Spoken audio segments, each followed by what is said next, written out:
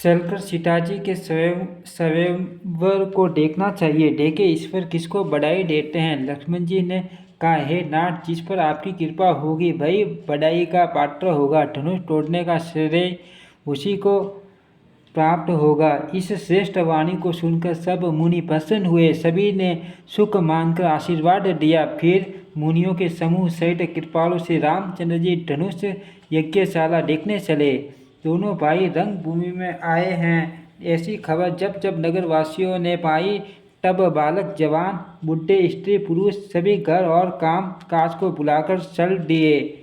जब जनक जी ने देखा कि बड़ी भीड़ हो गई है, तब उन्होंने सब विश्वास पात्र सेवकों को बुलवा लिया और कहा, तुम लोग तुरंत सब लोगों के पास जाओ और सब किसी को यथा योग्य आसन दो।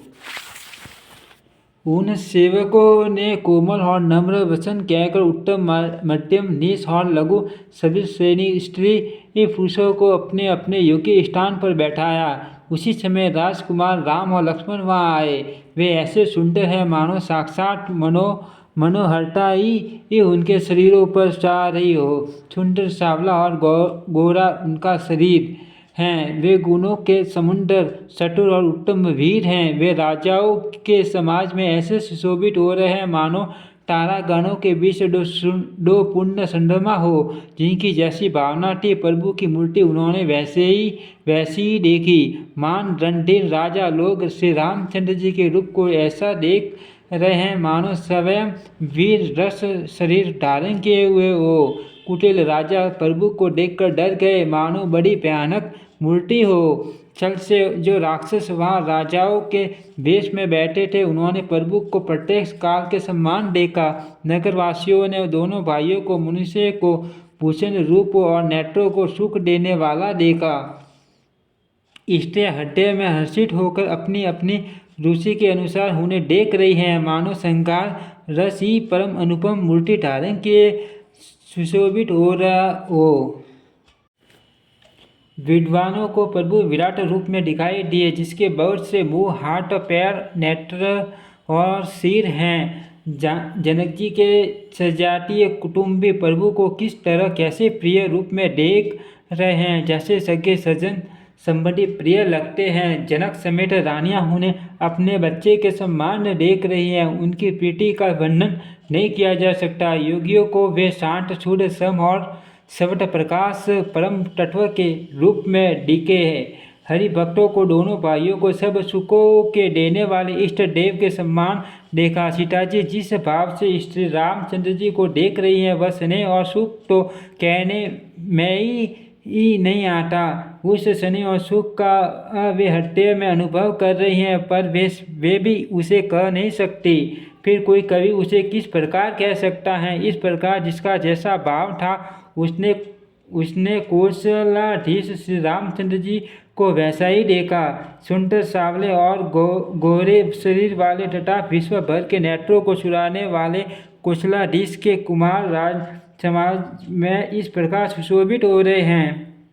दोनों मूर्तियां स्वभाव से ही बिना किसी बनाव शंकर के मन को हरने वाली हैं। करोड़ों कामदेव को उपमा भी उनके लिए टूस है। उनके सुंदर सुख शरद पूर्णिमा के चंद्रमा की भी निंदा करने वाले उसे निशा दिखाने वाले हैं, और कमल के समान नेत्र मन को बहुत ही बांटे हैं। सुंदर चितवन सारे संसार के मन को हरने वाले कामदेव के भी मन को हरने वाली हैं। वह हृदय को बहुत ही प्यारी लगती है, पर उसका वर्णन नहीं किया जा सकता। सुंदर गाल हैं, कानों में चंचल झुमते हुए कुंडल हैं, ठोड़ी और अडल्ट ओट सुंदर हैं, कोमल वाणी है, हंसी चंद्रमा की किरणों का तिरस्कार करने वाली, भौहें टेढ़ी और नासिका मनोहर हैं। उसे चौड़े ललाट पर तिलक झलक रहे हैं, दीप्तिमान हो रहे हैं। काले घुंघराले बालों को देखकर भौरों की पंक्तियां भी लजा जाती हैं। पीली चौकोनी टोपियां सिरों पर सुशोभित हैं, जिनके बीच बीच में फूलों की कलियां बनाई काढ़ी हुई हैं। शंख के समान सुंदर गोल गले में मनोहर 3 रेखाएं हैं, जो मानो तीनों लोकों की सुंदरता की सीमा को बता रही हैं। हड्डियों पर गज देवताओं के सुंदर कंडे और तुलसी की मालाएं सुशोभित है। उनके कंडे बैलों के कंडे की तरह ऊंचे तथा पुष्ट हैं। एंड खड़े होने की चांद सिए की सी हैं और भुजाएं विशाल एवं बल की भंडार हैं। कमर में टरकस और पीताम्बर बांधे हैं। दाहिने हाथों में बाण और बाएं सुंदर कंडों पर धनुष तथा पीले यज्ञोपवीत जनेऊ सुशोभित है। नक्शे लेकर शिखा तक सब अंग सुंदर है। उन पर मान शोभा छाई हुई है। उन्हें देखकर सब लोग सुखी हुए। नेत्र एक तक निमेष शून्य हैं और तारे पुतलियाँ भी नहीं चलते। जनक जी दोनों भाइयों को देखकर हर्षित हुए। तब उन्होंने जाकर मुनि के शरण कमल पकड़ लिए, विनती करके अपनी कथा सुनाई और मुनि को सारी रंगभूमि यज्ञशाला दिखलाई। मुनि के साथ दोनों श्रेष्ठ राजकुमार जहाँ जहाँ जाते वहाँ सब कोई आश्चर्यचकित हो देखने लगते। सबको राम जी को अपनी अपनी ओर ही मुख किए हुए देखा, परंतु इसका कुछ भी विशेष रहस्य कोई नहीं जान सका। मुनि ने राजा से कहा, रंगभूमि की रचना बड़ी सुंदर है। विश्वामित्र जैसे निष्प्रभ विरक्त और ज्ञानी मुनि इस रचना की प्रशंसा सुनकर राजा प्रसन्न हुए और उन्हें बड़ा सुख मिला। सब मंचों से एक मंच अधिक सुंदर, उज्ज्वल और विशाल था। स्वयं राजा ने मुनि सहित दोनों भाइयों को उस पर बैठाया। प्रभु को देखकर सब राजा हृदय में ऐसे हार गए, निराश एवं उत्साहहीन हो गए जैसे पूर्ण चंद्रमा के उदय होने पर तारे प्रकाशहीन हो जाते हैं। उनके तेज को देखकर सबके मन में ऐसा विश्वास हो गया कि रामचंद्र जी धनुष को तोड़ेंगे, इसमें संदेह नहीं। इधर उनके रूप को देखकर सबके मन में यह निश्चय हो गया कि शिवजी के विशाल धनुष को जो संभव है न टूट सके। बिना तोड़े भी सीताजी श्री रामचंद्र जी के ही गले में जयमाला डालेगी, अर्थात दोनों तरह से ही हमारी हार होगी और विजय श्री रामचंद्र जी के हाथ रहेगी।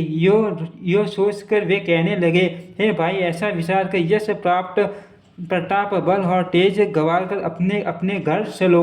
दूसरे राजा जो अविवेक से अंधे हो रहे थे और अभिमानी थे, यह बात सुनकर बहुत हंसे। उन्होंने कहा, धनुष तोड़ने पर भी विवाह होना कठिन है, अर्थात सहज ही में हम जानकी को हाथ से जाने नहीं देंगे।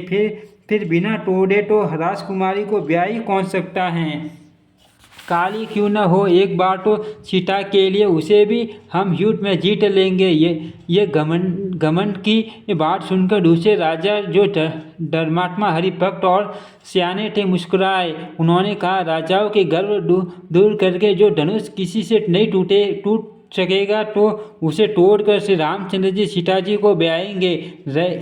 रही युद्ध की बात सो महाराज दशरथ के रण में बाकी पुत्रों को युद्ध में तो जीत ही कौन सकता है। गाल बजाकर व्यर्थ ही मत करो, मन के लड्डुओं से भी कहीं भूख बुझती है। हमारी परम पवित्र निष्कपट सिख को सुनकर सीताजी को अपने जी में साक्षात जगत जननी समझो। उन्हें पति रूप में पाने की आशा एवं लालसा छोड़ दो। श्री रघुनाथ जी को जगत का पिता परमेश्वर विचार कर नेत्र भर कर उनकी छवि देख लो। ऐसा अवसर बार बार नहीं मिलेगा। सुंदर सुख देने वाले और समस्त गुणों की राशि ये दोनों भाई शिवजी के हृदय में बसने वाले स्वयं शिवजी भी जिन्हें सदा हृदय में छिपाए रखते हैं, वे तुम्हारे नेत्रों के सामने आ गए हैं। समीप आए हुए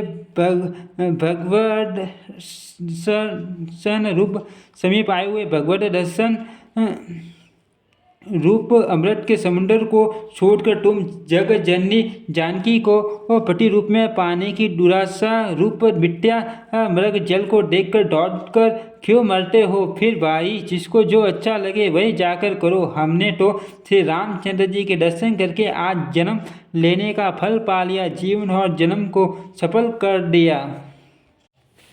ऐसा कहकर अच्छे राजा प्रेम मगन होकर श्री राम जी का अनुपम रूप देखने लगे। मनुष्य की तो बात ही क्या, देवता लोग भी आकाश से विमानों पर चढ़े हुए दर्शन कर रहे हैं और सुंदर गान करते हुए फूल बरसा रहे हैं। तब सुअवसर जानकर जनक जी ने सीता जी को बुला भेजा। सब चतुर और सुंदर सखिया आदरपूर्वक उन्हें लीवा चली। रूप और गुणों की खान जगत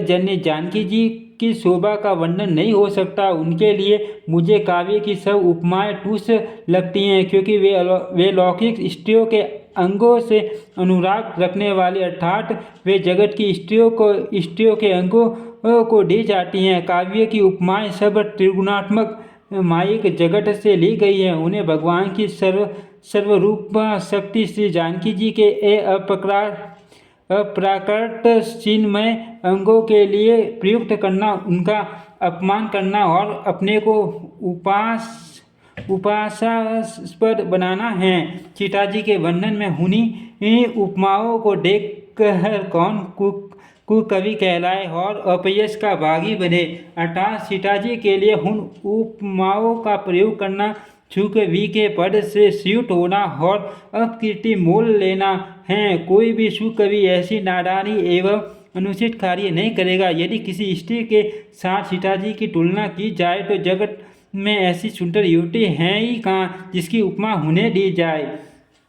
पृथ्वी की स्त्रियों की तो बात ही क्या, देवताओं की स्त्रियों को भी यदि देखा जाए तो हमारी अपेक्षा कहीं अधिक दिव्य और सुंदर हैं। तो उनमें सरस्वती तो बहुत बोलने वाली हैं। पार्वती अर्धांगिनी हैं, अर्थात अर्धनारीश्वर के रूप में उनका आधा ही अंग स्त्री का है, शेष आधा अंग पुरुष शिव जी का है। कामदेव की स्त्री रति पति को बिना शरीर का अनंग जानकर बहुत दुखी रहती हैं और जिनके विष और मद जैसे समुद्र से उत्पन्न होने के नाते प्रिय भाई उन लक्ष्मी के सम्मान तो जानकी जी को काई कैसे जाए। जिन लक्ष्मी जी की बात ऊपर कही गई है वे निकली थी खारे समुद्र से, जिसको मटने के लिए भगवान ने अति कर्कश पीठ वाले कश्यप का रूप धारण किया।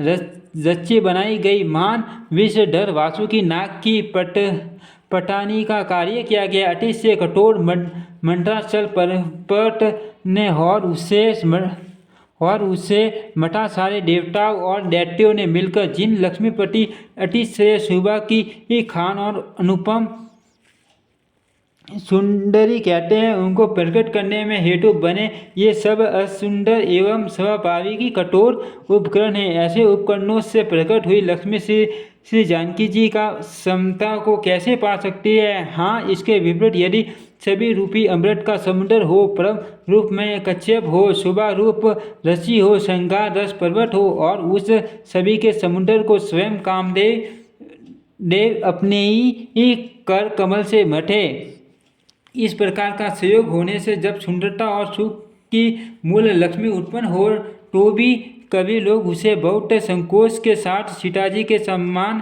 कहेंगे। जिस सुंदरता के समुद्र को कामदेव मटेगा वह सुंदरता भी प्राकृतिक लौकिक सुंदरता ही होगी, क्योंकि कामदेव स्वयं भी त्रिगुणमयी प्रकृति का ही विकार है। उस सुंदरता को मटकर प्रकट की हुई लक्ष्मी भी उपर्युक्त लक्ष्मी की अपेक्षा कहीं अधिक सुंदर और दिव्य होने पर भी होगी। प्रकृति अर्थ उसके साथ ही भी जानकी जी की तुलना करना कविवेक के लिए बड़े संकोच की बात होगी। जिस सुंदरता से जानकी जी का दिव्य परम दिव्य विग्रह बना है, वह सुंदरता उपर्युक्त सुंदरता से भिन्न अप्राकृत है। वस्तु लक्ष्मी जी का अप्राकृत रूप भी यही है। वह कामदेव के मटने में नहीं आ सकते और वह जानकी जी का स्वरूप ही है, अर्थ उनसे भिन्न नहीं और उपमा दी जाती है भिन्न वस्तु के साथ। इसके अतिरिक्त जानकी जी प्रकट हुई हैं स्वयं अपनी महिमा से। उन्हें प्रकट करने के लिए किसी भी भिन्न उपकरण की अपेक्षा नहीं है, अर्थात शक्तिमान से अभिन्न है, अद्वैत तत्व हैं, अथय अनुपमेय हैं। यही गूढ़ दार्शनिक तत्व भक्ति शिरोमणि कवि ने इस अभूतोपमाल अलंकार के द्वारा बड़ी सुंदरता से व्यक्त किया है। सयानी सखिया सीता जी को साथ लेकर मनोहर वाणी से गीत गाती हुई चली। सीता जी के नवल शरीर पर सुंदर साड़ी सुशोभित है। जग जननी की मान सभी अतुलनीय हैं। सब आभूषण अपनी अपनी जगह पर शोभित हैं, जिन्हें सखियों ने अंग अंग में भलीभांति सजाकर पहनाया है। जब सीताजी ने रंगभूमि में पैर रखा, तब उनका दिव्य रूप देखकर स्त्री पुरुष सभी मोहित हो गए। देवताओं ने हर्षित होकर नगाड़े बजाए और पुष्प बरसाकर अप्सराएं गाने लगी। सीताजी के कर कमलों में जयमाला सुशोभित है। सब राजा चकित होकर अचानक उनकी ओर देखने लगे। सीताजी चकित चित्त से श्री राम जी को देखने लगी। तब सब राजा लोग मोह के वश हो गए। सीताजी ने मुनि के पास बैठे हुए दोनों भाइयों को देखा तो उनके नेत्र अपना खजाना पाकर ललचाकर वही श्री राम जी में जा लगे, स्थिर हो गए। परंतु गुरुजनों की लाज से तथा बहुत बड़े समाज को देखकर सीताजी सकुचा गई। वे श्री रामचंद्र जी को हड्डे में लाकर सखियों की ओर देखने लगी। श्री रामचंद्र जी का रूप और सीताजी की छवि देखकर स्त्री पुरुषों ने पलक मारना छोड़ दिया। सब एक टक उन्हीं को देखने लगे। सभी अपने मन में सोचते हैं पर कहते सकुचाते हैं। मन ही मन वे विधाता से विनय करते हैं, हे विधाता, जनक की मूर्खता को शीघ्र हल लीजिए और हमारी ऐसी सुंदर बुद्धि होने दीजिए कि जिससे बिना ही विचार किए राजा अपना प्रण छोड़कर सीताजी का विवाह राम जी से कर दे। संसार उन्हें भला कहेगा, क्योंकि यह बात सब किसी को अच्छी लगती है। हठ करने से अंत में भी हड्डियाँ जलेगा। सब लोग इसी लालसा में मगन हो रहे हैं कि जानकी जी के योग्य वर तो यह सांवला ही हैं। तब राजा जनक ने पंडितजनों भाटों को बुलाया। वे विरुदावली वंश की कीर्ति गाते हुए चले आए। राजा ने कहा, जाकर मेरा प्रण सबसे कहो। भाट चले। उनके हृदय में कम आनंद न था। भाटों ने श्रेष्ठ वचन कहा, हे पृथ्वी की पालना करने वाले सब राजागण, सुनिए, हम अपनी पूजा उठाकर जनक जी का विशाल प्रण कहते हैं। राजाओं की भुजाओं का बल चंद्रमा है, शिव जी का धनुष राहु है, वह भारी हैं, कठोर हैं, यह सबको विदित है। बड़े भारी योद्धा रावण और बाणासुर भी इस धनुष को देखकर घोंसे सूखे से चलते बने। उसे उठाना तो दूर रहा, छूने तक की हिम्मत न हुई। उसी शिव जी के कठोर धनुष को आज इस राज समाज में जो भी तोड़ेगा, तीनों लोकों की विजय के साथ ही उसको जानकी जी बिना किसी विचार के हठपूर्वक वरण करेगी। प्रण सुनकर सब राजा ललचा उठे। जो वीरता के अभिमानी थे, वे मन में बहुत ही टमटमाए कमर कसकर अकुलाकर उठे और अपने इष्ट देव को सिर नवाकर चले। वे टम कहकर बड़े ताव से शिवजी के धनुष की ओर देखते हैं और फिर निगाह जमाकर उसे पकड़ते हैं। करोड़ों बाटी से जोर लगाते हैं, पर वह उठता ही नहीं। जिन राजाओं के मन में कुछ विवेक हैं, वे धनुष के पास ही नहीं जाते। वे मूर्ख राजा तमक कर धनुष को पकड़ते हैं, परंतु जब नहीं उठता तो लज्जा कर चले जाते हैं। मानो वीरों की भुजाओं का बल पाकर वह धनुष अधिक भारी होता जाता है। तब 10,000 राजा एक ही बार धनुष को उठाने लगे तो भी वह उनके टाली नहीं टलता। शिवजी का वह धनुष कैसे नहीं दिखता था। जैसे कामी पुरुष के वचनों से सती का मन कभी चलायमान नहीं होता। जब सब राजा उपास के योग्य हो गए, जैसे वैराग्य के बिना सन्यासी उपास के योग्य हो जाता है। कीर्ति, विजय, बड़ी वीरता, इन सबको वे धनुष के हाथों बरबस हार कर चले गए। राजा लोग हृदय से हार कर श्रीहीन हठपर्व हो गए और अपने अपने समाज में जा बैठे। राजाओं को असफल देखकर जनक अकुला उठे और ऐसे वचन बोले जो मानो क्रोध में सने हुए थे। मैंने जो प्रण ठाना था, उसे सुनकर द्वीप के अनेकों राजा आए। देवता और दैत्य भी मनुष्य का शरीर धारण करके आए तथा और भी बहुत से रणधीर वीर आए। परंतु धनुष को तोड़कर मनोहर कन्या बड़ी विजय और अत्यंत सुंदर कीर्ति को पाने वाला मानो वर्मा ने किसी को रचाई नहीं। कहिए यह लाभ किसको अच्छा नहीं लगता, परंतु किसी ने भी शंकर जी का धनुष नहीं छड़ाया। अरे भाई, छड़ाना और तोड़ना तो दूर रहा, कोई तिल भर भूमि भी छुड़ा न सका। अब कोई वीरता का अभिमानी नाराज न हो। मैंने जान लिया पृथ्वी वीरों से खाली हो गई। अब आशा छोड़कर अपने अपने घर जाओ। वर्मा ने सीता का विवाह लिखा ही नहीं। यदि प्रण छोड़ता हूँ तो पुण्य जाता है, इसीलिए क्या करूँ, कन्या कुंवारी रहे। यदि मैं जानता कि पृथ्वी वीरों से शून्य है तो प्रण करके उपहास का पात्र न बनता। जनक के वचन सुनकर सभी स्त्री पुरुष जानकी जी की ओर देखकर दुखी हुए, परंतु लक्ष्मण जी तमा उठे। उनकी भौहें टेढ़ी हो गई, होठ फड़कने लगे और नेत्र क्रोध से लाल हो गए। श्री रघुवीर जी के डर से कुछ कह तो सकते नहीं, पर जनक के वचन उन्हें बाण से लगे। जब न रह सके तब से रामचंद्र जी के शरण कमलों में सिर नवाकर वे यथार्थ वचन बोले। रघुवंशियों में कोई भी जहाँ होता है उस समाज में ऐसे वचन कोई नहीं कहता, जैसे अनुचित वचन रघुकुल शिरोमणि श्री राम जी को उपस्थित जानते हुए भी जनक जी ने कहे। हे सूर्य कुल रूपी कमल के सूर्य, सुनिए, मैं स्वभाव ही से कहता हूँ, कुछ अभिमान करके नहीं।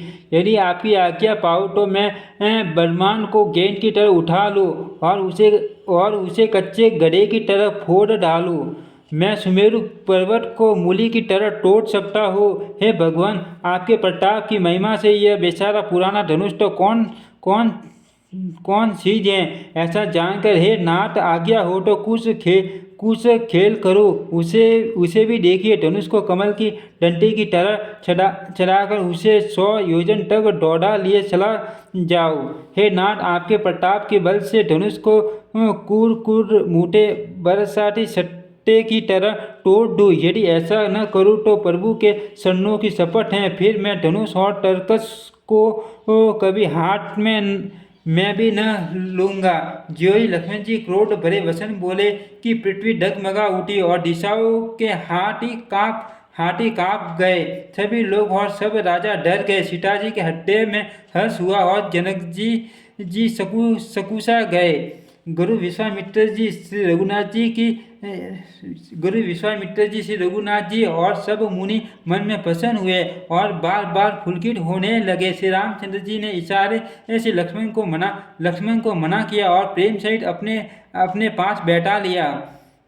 विश्वामित्र जी शुभ समय जानकर अत्यंत प्रेम भरी वाणी बोले, हे राम, उठो, शिव जी का धनुष तोड़ो और हे तात, जनक का संताप मिटाओ।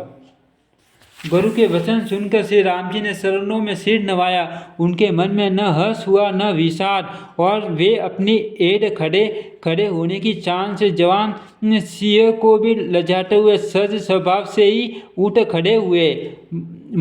मंच रूपी उदय स्थल पर रघुनाथ जी रूपी बाल सूर्य के उदय होते ही सब संत रूपी कमल खिल उठे और नेत्र रूपी भौरें हर्षित हो गई।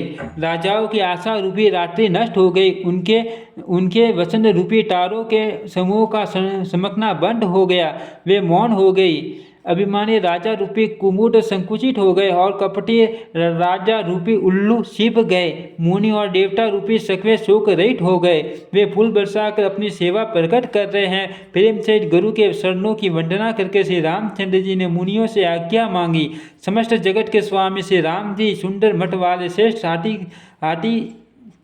किसी चाल से स्वाभाविक ही चले। श्री रामचंद्र जी के चलते ही नगर भर के सब स्त्री पुरुष सुखी हो गए और उनके शरीर रोमांच भर गए। उन्होंने पितर और देवताओं की वंदना करके अपने पुण्यों का स्मरण किया। यदि हमारे पुण्यों का कुछ भी प्रभाव हो तो हे गणेश गोसाई रामचंद्र जी शिव जी के धनुष को कमल की डंडी की भांति तोड़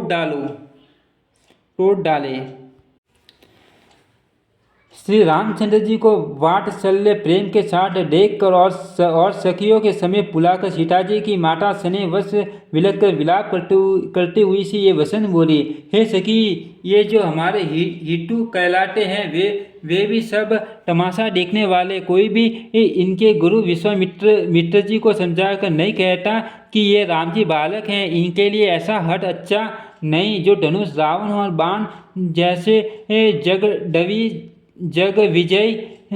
जगत विजय वीरों के हिलाए न हिल सका, उसे तोड़ने के लिए मुनि विश्वामित्र जी का राम जी को आज्ञा देना और राम जी का उसे तोड़ने के लिए चल देना रानी को हट जान पड़ा। इसलिए वे कहने लगी कि गुरु विश्वामित्र जी को कोई समझाता भी नहीं। रावण और बाणासुर ने जिस धनुष को छुआ तक नहीं और सब राजा घमंड करके हार गए, वही धनुष इस सुकुमार राजकुमार के हाथ में दे रहे हो। हंस के बच्चे भी कई मंत्राचल पार उठा सकते हैं, और तो कोई समझा कर कहे या नहीं। राजा तो बड़े समझदार हैं और ज्ञानी हैं, उन्हें तो गुरुओं को समझाने की चेष्टा करनी चाहिए थी, परंतु मालूम होता है राजा भी सारा सयानापन समाप्त हो गया। हे सखी, विधाता की गति कुछ जानने में नहीं आती, यो कहकर रानी चुप हो रही है। तब एक चतुर राम जी के महत्व को जानने वाली सखी कोमल वाणी से बोली, हे रानी, तेजवानों को देखने में छोटा होने पर भी छोटा नहीं गिनना चाहिए। कहाँ गधे से उत्पन्न होने वाले छोटे से मुनि अगस्त्य और कहाँ अपार समुद्र, किंतु उन्होंने उसे सोख लिया जिसका सुयश सारे संसार में छाया हुआ है। सूर्यमंडल देखने में छोटा लगता है, पर उसके उदय होते ही तीनों लोकों का अंधकार भाग जाता है। जिसके वश में ब्रह्मा विष्णु शिव और सभी देवता हैं, वह मंत्र अत्यंत छोटा होता है।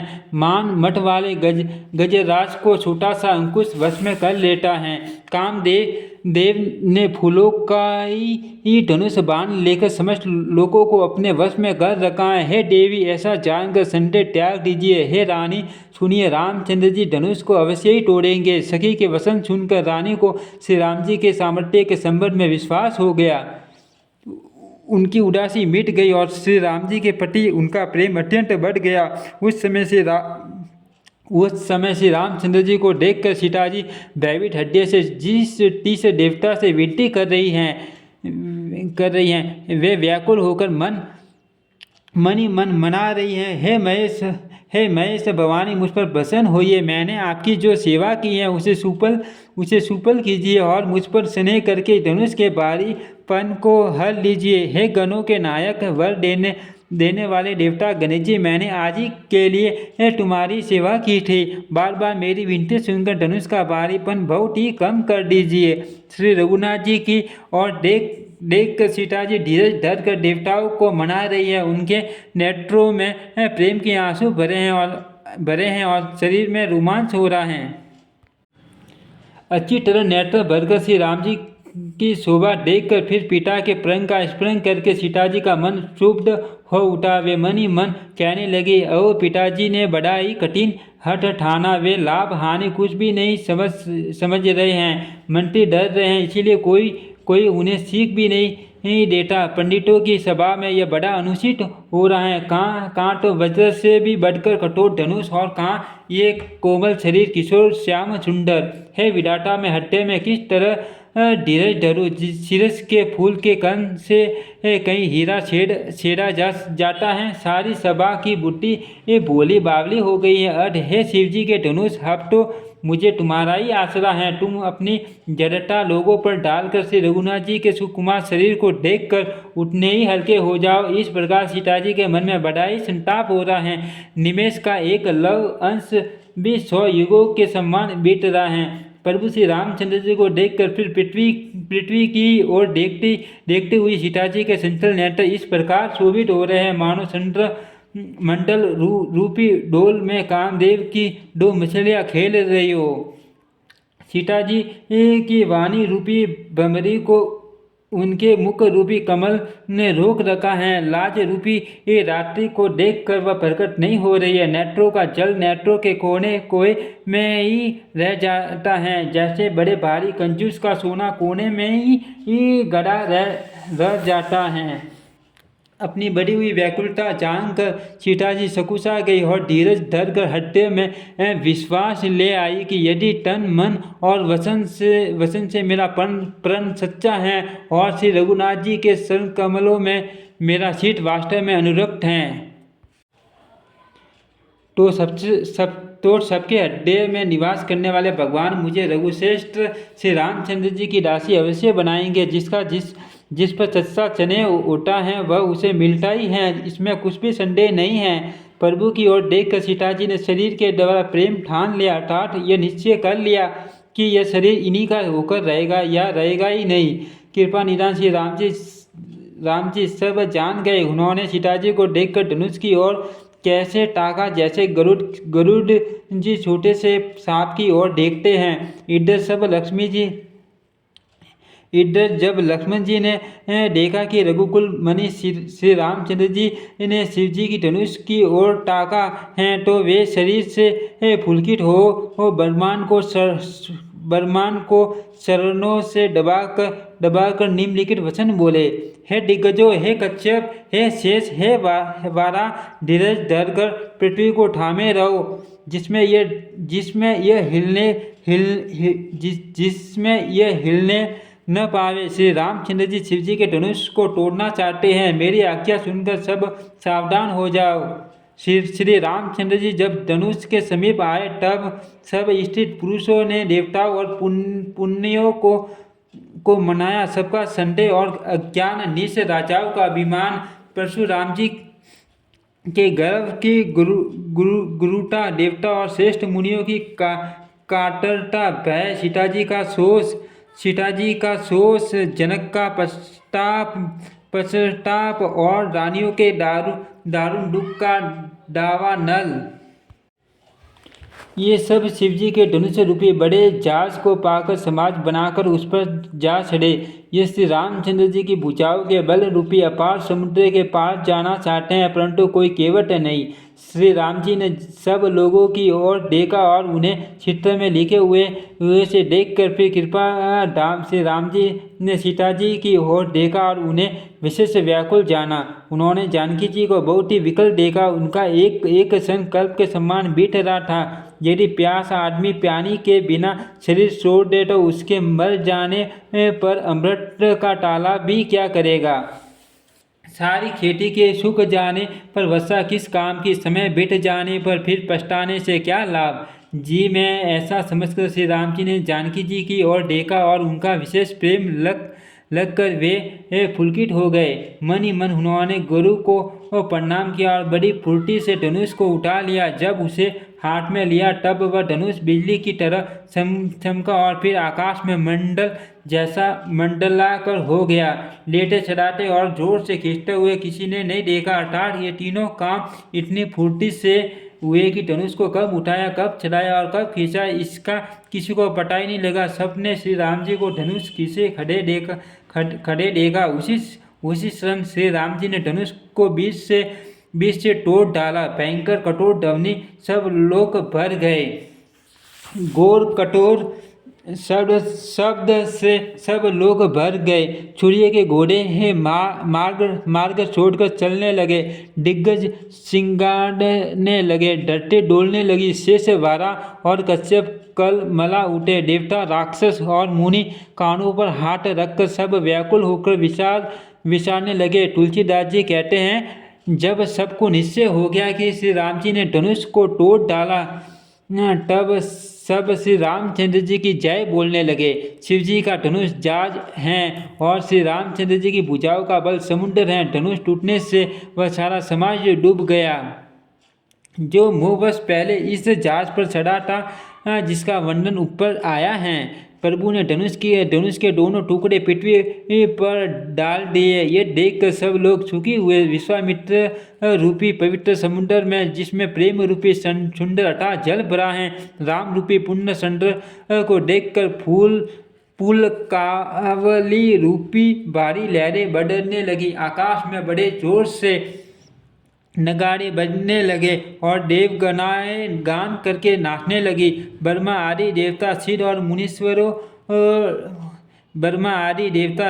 मुनीश्वर लोग प्रभु की प्रशंसा कर रहे हैं और आशीर्वाद दे रहे हैं। वे रंग बिरंगे फूल और मालाएं बरसा रहे हैं। किन्नर लोग रसीले गीत गा रहे हैं।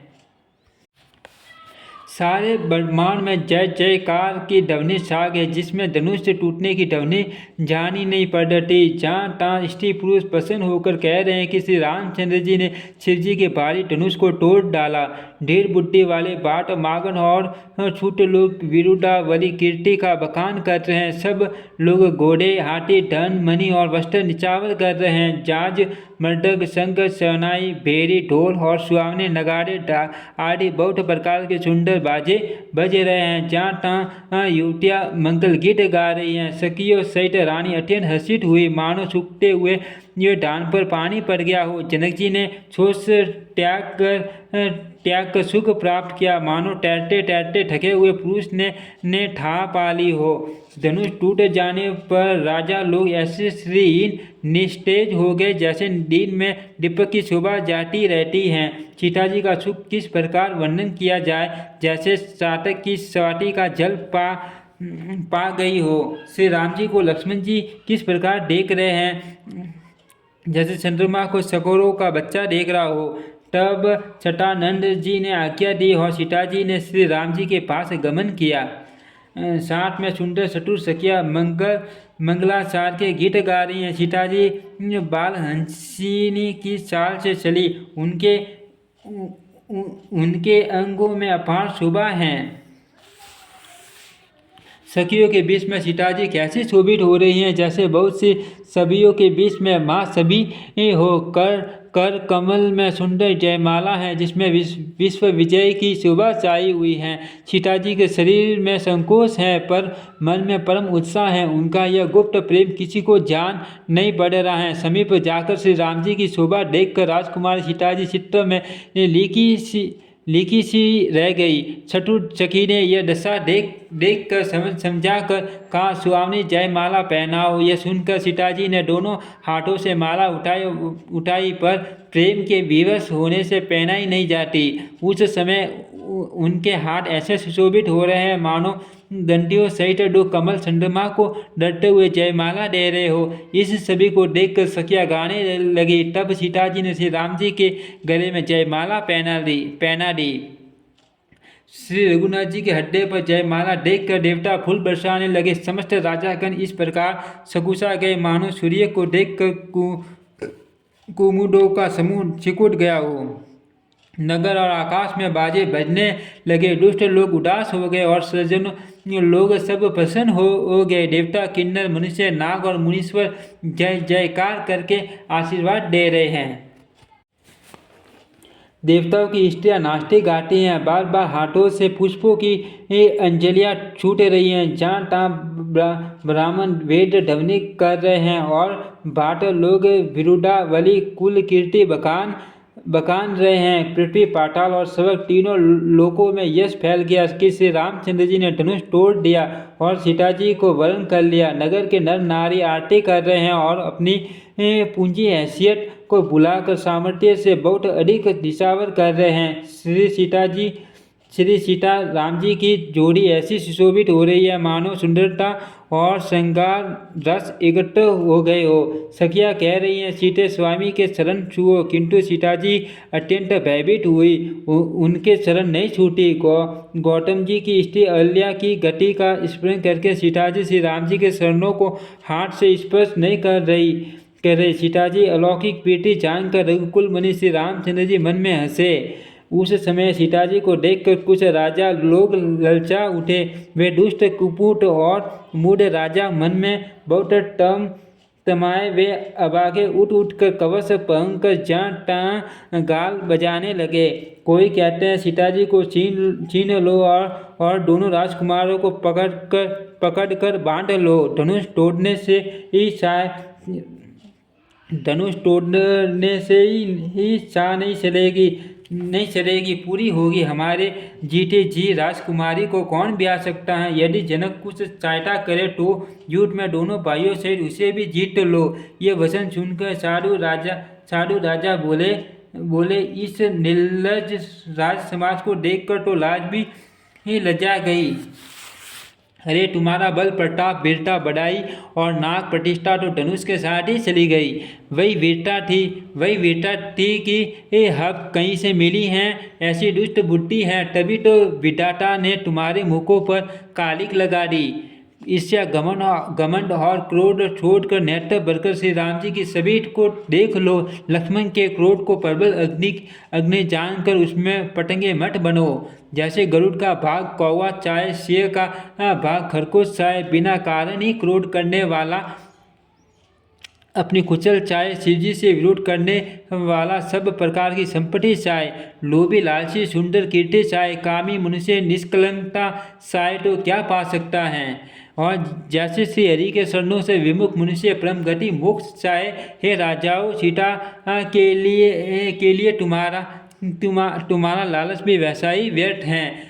कोलाहल सुनकर सीता जी संकित हो गए। तब सखिया उन्हें वहाँ ले गई जहाँ रानी सीता जी की माता थी। श्री रामचंद्र जी मन में सीता जी के प्रेम का बखान करते हुए स्वाभाविक चाल से गुरु जी के पास चले। रानियों सहित सीता जी दुष्ट राजाओं के दुर्वचन सुनकर सोच के बस हैं कि न जाने विधाता अब क्या करने वाले हैं। राजाओं के वचन सुनकर लक्ष्मण जी इधर उधर ताकते हैं, किंतु श्री राम जी के डर से कुछ बोल नहीं सकते।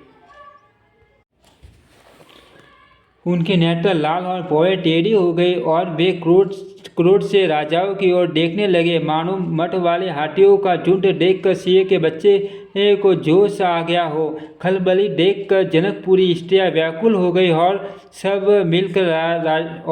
मिलकर राजाओं को गालियां देने लगी। उसी मौके पर शिवजी के धनुष का टूटना सुनकर भृगुकुल रूपी कमल के सूर्य परशुराम जी आए। इन्हें देखकर सब राजा सकुचा गए, मानो बाज के झपटने पर बटे लुक छिप गए। गौरे शरीर पर विभूति भस्म बड़ी फब रही हैं और विशाल ललाट पर टिपुंड विशेष शोभा दे रहा है। सिर पर जटा है, सुंदर मुख चंद्र क्रोध के कारण कुछ लाल हो आया है। भौहें टेढ़ी और आंखें क्रोध से लाल हैं। सहज ही देखते हैं तो भी ऐसा जान पड़ता है मानो क्रोध कर रहे हैं। बैल के समान ऊँचे और पुष्ट कंधे हैं, छाती और भुजाएं विशाल हैं। सुंदर यज्ञोपवीत धारण किए, माला पहने और मृगशर्य लिए, कमर में मुनियों का वस्त्र वलकल और 2 टरकस बांधे हैं। हाथ में धनुष बाण और सुंदर कंधे पर फरसा धारण किए हैं। शांत वेश परंतु करने बहुत कठोर। स्वरूप का वर्णन नहीं किया जा सकता। मानो वीर रस ही मुनि का शरीर धारण करके जहाँ सब राजा लोग हैं वहाँ आ गया हो। परशुराम जी का भयानक वेश देखकर सब राजा भय से व्याकुल हो उठ खड़े हुए और पिता सहित अपना नाम कहकर सब दंडवत प्रणाम करने लगे। परशुराम जी हित समझकर भी इस सहज ही जिसकी ओर देख लेते हैं वह समझता है मानो मेरी आयु पूरी हो गई। फिर जनक जी ने आकर सिर नवाया और सीता जी को बुलाकर प्रणाम कराया। परशुराम जी ने सीता जी को आशीर्वाद दिया। सखिया हर्षित हुई और वहाँ अब अधिक देर ठहरना ठीक न समझकर वे सयानी सखिया उनको अपनी मंडली में ले गई। फिर विश्वामित्र जी आकर मिले और उन्होंने दोनों भाइयों को उनके शरण कमलों पर गिराया। विश्वामित्र जी ने कहा, हे ये राम और लक्ष्मण राजा दशरथ के पुत्र हैं। उनकी सुंदर जोड़ी देखकर परशुराम जी ने आशीर्वाद दिया। कामदेव के भी मद को छुड़ाने वाले श्री रामचंद्र जी के अपार रूप को देखकर उनके नेत्र थके स्तंभित हो रहे। फिर सब देखकर जानते हुए भी अनजान की तरह जनक जी से पूछते हैं कि कहो यह भारी भीड़ कैसी है। उनके शरीर में क्रोध छा गया, जिस कारण सब राजा आए थे। राजा जनक ने वे सब समाचार क्या सुनाए। जनक के वचन सुनकर परशुराम जी ने फिर कर दूसरी ओर देखा तो धनुष के टूटने पर पृथ्वी पर पड़े हुए दिखाई दिए। अत्यंत क्रोध में भरकर वे कठोर वचन बोले मूर्ख जनक, बता धनुष किसने तोड़ा। उसे शीघ्र दिखा, नहीं तो अरे मूड, आज मैं जहाँ तक तेरा राज्य है वहाँ तक की पृथ्वी उलट दूंगा। राजा को अत्यंत डर लगा, जिसके कारण वे उत्तर नहीं देते। यह देखकर कुटिल राजा मन में बड़े प्रसन्न हुए। देवता, मुनि, नाग और नगर के स्त्री पुरुष सभी सोच करने लगे, सबके हृदय में बड़ा भय है। सीता जी की माता मन में पछता रही हैं कि हाय, विधाता ने अब बनी बनाई बात बिगाड़ दी। परशुराम जी का स्वभाव सुनकर सीता जी को आधा क्षण भी कल्प के सम्मान बिटने लगा। तब श्री रामचंद्र जी सब लोगों को भयभीत देखकर और सीता जी को डरी हुई जानकर बोले। उनके हृदय में न कुछ हर्ष था न विषाद, मासा पराया नम्मा विश्राम। ओम श्री रामचरितमानस नमः। ओम श्री रामचरितमानस नमः।